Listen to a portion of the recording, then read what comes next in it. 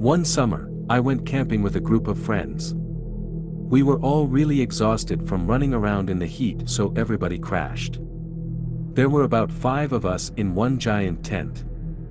I thought everyone had fallen asleep, but after I dozed off, I heard some slapping noises, so I opened my eyes and saw one of my friends, Jolene, standing in the corner of the tent in jumping jack position, but not jumping, raising her arms and slapping her sides really fast. Her arms looked like sticks, they appeared rigid, and so stiff.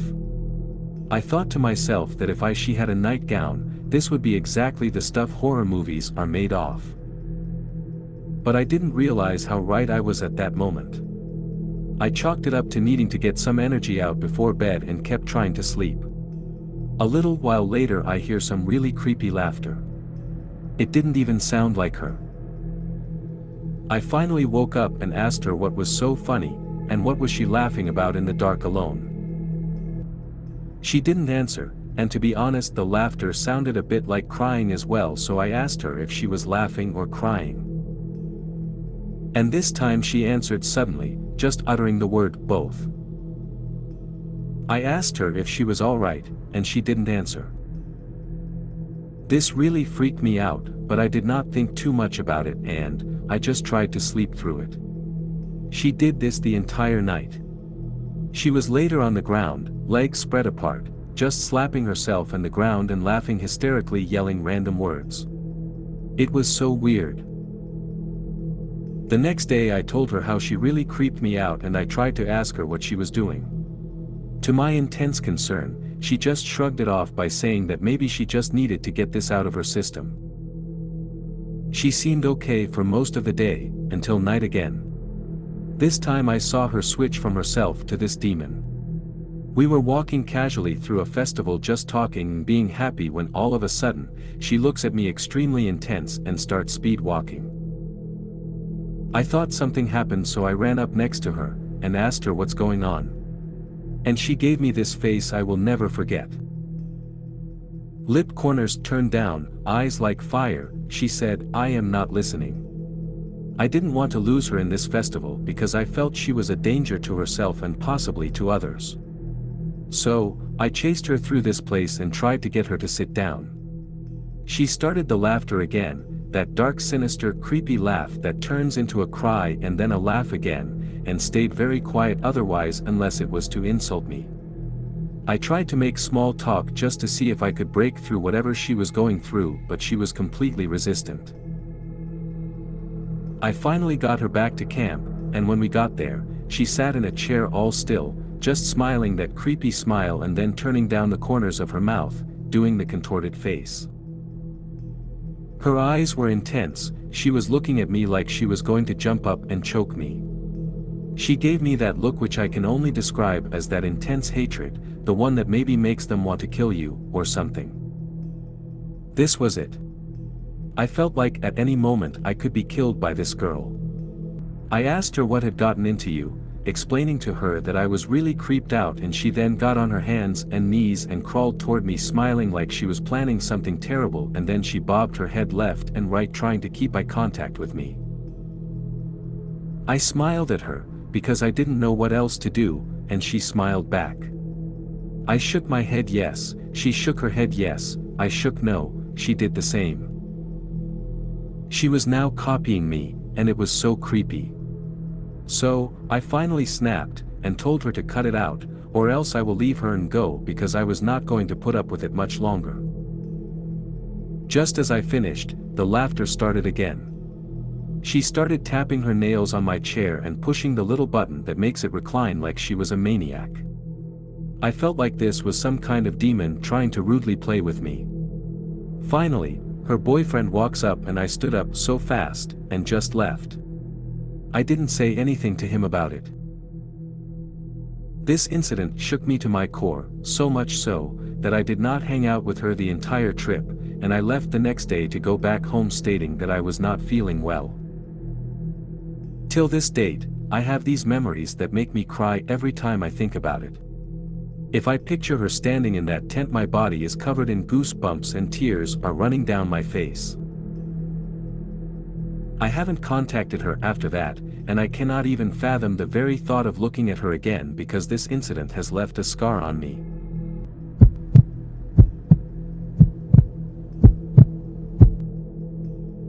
A couple of years ago my friend, Abby, and I took a trip to Mexico for my birthday in March. We were really excited about it, the weather was good, the hotel was nice, our room seemed perfectly fine. The first few hours of the trip everything was normal. We ate dinner, walked around, unpacked. Then we started getting ready for bed. I always feel a little anxious when I'm traveling to a new place just because you never know what could happen. So of course, going to bed I felt a little off in that room, but I didn't think it was anything strange. I chalked it up to the jitters of the first day of travel and knew that I would settle in.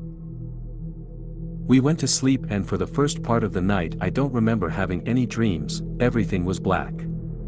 Which was weird because I always have dreams and remember them the next day. And then it happened.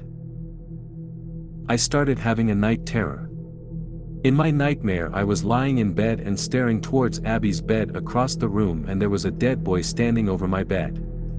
His eyes were black and hollow, his skin was rotting and part of his head looked damaged. His mouth was gaping open and he was reaching towards me as if he was trying to tell me something. However, according to Abby, I was not laying in my bed having a night terror. I was standing over her in my sleep. Silent and staring at her. She asked me what I was doing and then I started screaming. I have no recollection of standing over her. But I woke up across the room, far from mine and her bed, by the balcony door. I was on my back kicking and screaming as if I was trying to push something off of me. When I woke up, I didn't even know who was screaming, until I realized it was me and also Abby. I didn't go to sleep that night. The rest of the trip I barely slept and I kept the lights on. Nothing else happened but that first night was enough for me to never want to sleep again. I have no idea why it happened. Part of me wonders if someone died in the room and was trying to communicate with me. Either way, I was in no state to solve a murder mystery, I'll tell you that.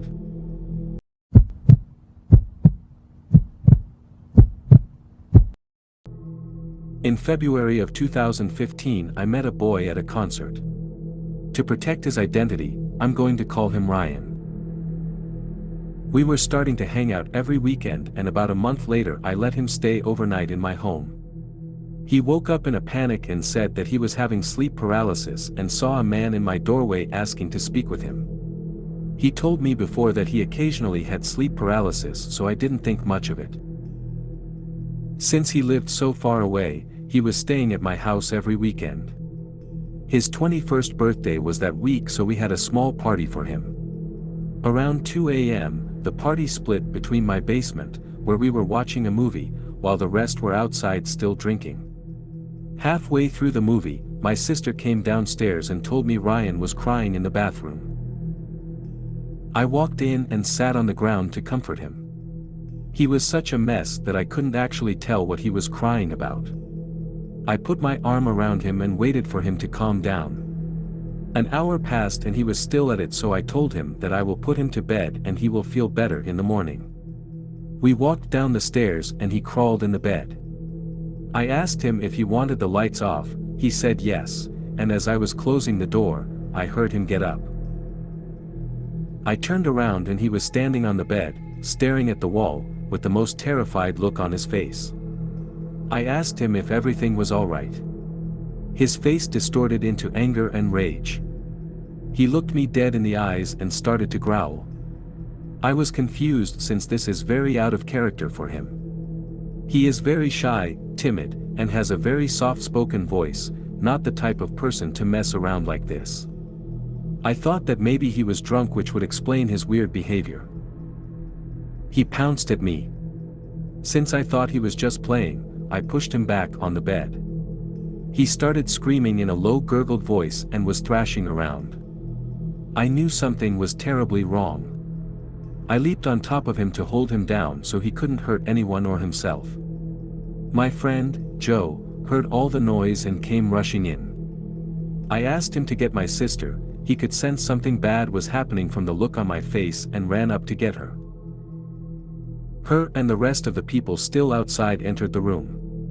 Ryan was screaming and hitting me. Four physically fit men grabbed his limbs in an attempt to restrain him. Ryan is a short kid, so it shouldn't have been much of a problem for them to hold him down, but somehow, he had enough force to toss them around the room. Then he began speaking in another language. He does no Spanish, but I can tell you I am completely positive that is not what he was speaking. I cannot identify the language, but it was something I haven't heard before, or I am at least not familiar with. His voice sounded exactly how they portray demons in the movies. I got so scared I began crying. Everyone was in my room at this point. He was moving in unnatural ways, and at times it seemed like he stopped breathing. Every few minutes or so, his face would turn back to normal, he would look at me and beg me for help in his normal voice. Then his face would twist back to that sinister look and scream out at us in that strange language. This went in for an hour. He even attempted to bite people. We had to get him to the hospital. It took us yet another hour to get him to the car, then to the ER. The staff came out with a stretcher and brought him inside. They refused to let me in the room with him. I was sitting in the waiting room for 45 minutes when a nurse came out and said Ryan wouldn't stop asking for me, so they would let me in the back. I entered his room and sat on a chair. He was laying on the bed. I asked how he was feeling and we were having normal small talk. While he was talking to me, for a brief second his face would twist to that evil look and he would let out a growl, then continued talking like nothing happened. At one point he was staring at the corner of the room talking to someone. I asked who it was. He told me some strange name, but I cannot recall what it was. After that day, everything seemed normal for a very long time. I dismissed it as him being incredibly drunk since his blood alcohol level was at 0.28, but now, I am not so sure. I was in my basement with him and two other friends. We were watching Netflix and talking. Suddenly we saw my remote slowly sliding across the table. I thought of something rational, like maybe the washer was on and was slowly shaking the table, causing the remote to appear to move on its own. Then my friend asked Ryan if he was doing that. Ryan was a good 5 feet away from the remote. Then he slowly raised one hand on the air. A second later the remote flew across the room. I looked at Ryan. He looked tired. He had bags under his eyes that I swear weren't there earlier that day. His facial expression made him look annoyed or slightly angered. Sweat began to form on his forehead. I just stared in disbelief until my eyes started to tear up. I was terrified. I yelled at him to leave. He just stood up and walked out. I have never been so scared in my life. For 2 weeks I made sure I was with someone 24/7, and I even began sleeping with my lights on and having sleepovers whenever possible. I was scared to be alone. Ryan never came back, and I am no longer in contact with him. Some of my friends still see him and have said that nothing weird has happened since, but I am just too scared.